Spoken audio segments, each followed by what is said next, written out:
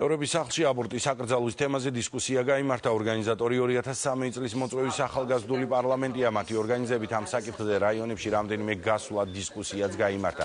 შემაჯამებელ შეხვედრაზე კი სპეციალისტებთან ერთად მედიისა და არასამთავრობო სექტორის წარმომადგენლებიც იყვნენ მიწვეული.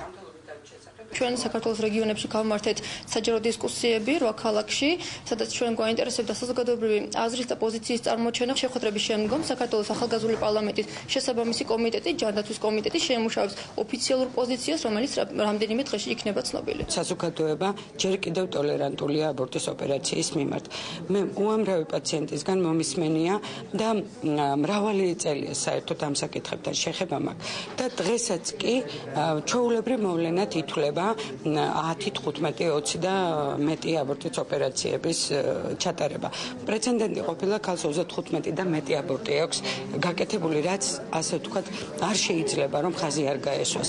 აი ეს დამოკიდებულება არის სწორედ შესაძლებელი. თუ რაიმეს გაკეთება გვინდა, მისი ცალსახა აკრძალვით როგორც წესი ვერასოდეს ვიღებთ საუკეთესო შედეგებს.